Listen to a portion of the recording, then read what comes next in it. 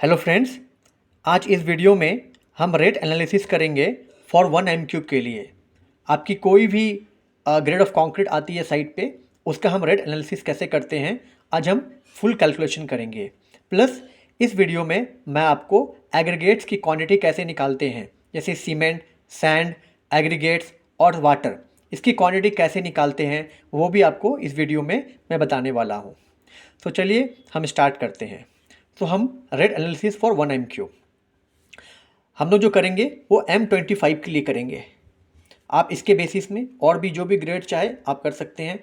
M20 के लिए, M15 के लिए, M35 के लिए आप कर सकते हैं। सो ये हमारा M25 का जो रेशियो रहने वाला है वो 1:1:2। 1 हमारा क्या हो जाता है, सीमेंट, ये सैंड, और ये 2 पार्ट जो हैं वो एग्रीगेट। सो हमारा यूनिट क्या हो जाएगा, 1 m³। किसके लिए, ये हमारा वेट वॉल्यूम आएगा जो भी आता है। सो इसका हमको ड्राई वॉल्यूम निकालना है। ड्राई वॉल्यूम के लिए हम क्या करेंगे, 1 × 1.54% करते हैं हम। 1.54% ये कैसे आया। सो आप हमारा 1 m³ के लिए हम निकाल रहे हैं ना, ये 1 m³ के लिए निकाल रहे हैं।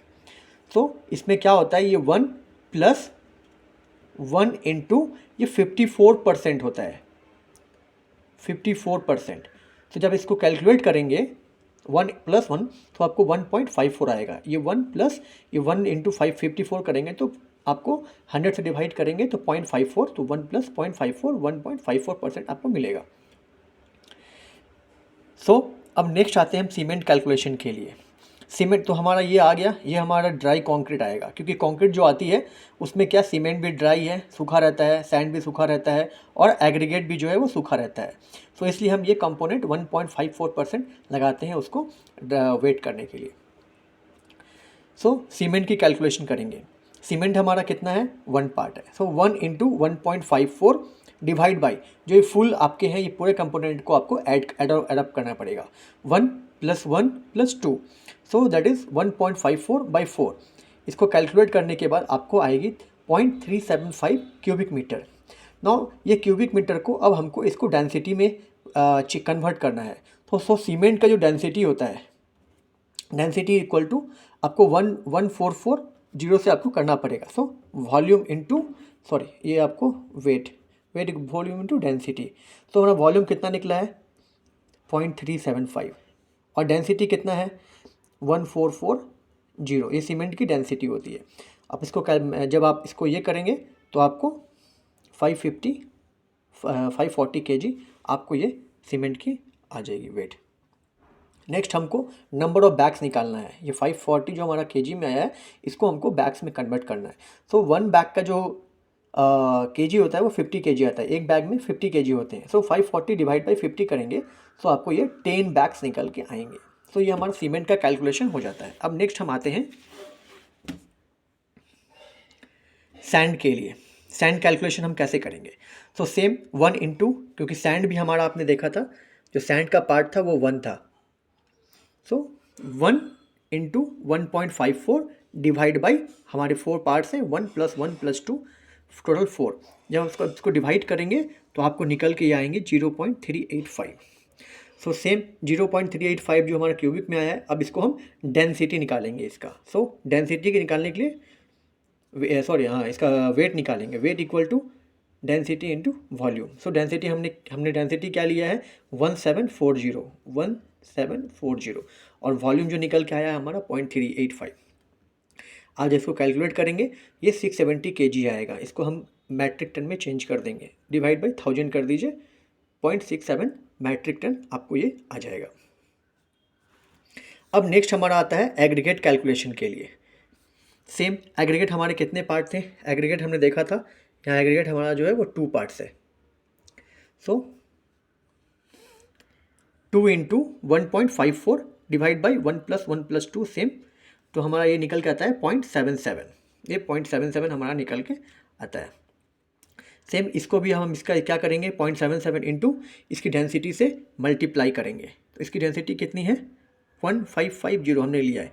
ये वेरीज करता है फ्रेंड्स, ये वेरीज करता है 1480 से 2100 में वेरीज करता है एज पर लोकेशन के हिसाब से। जो भी आपकी लोकेशन रहेगी आप वहाँ कैलकुलेट कर सकते हैं। हमारे लोकेशन के हिसाब से हमने इसको 1550 करके लिया है। सो आप इसको डिवाइड करेंगे 1000 से तो अभी आपको 1.2 मैट्रिक टन निकल के आएगी। तो हमारा एग्रीगेट कैलकुलेशन भी हो गया। अब नेक्स्ट हम जो करने वाले हैं वो वाटर के लिए।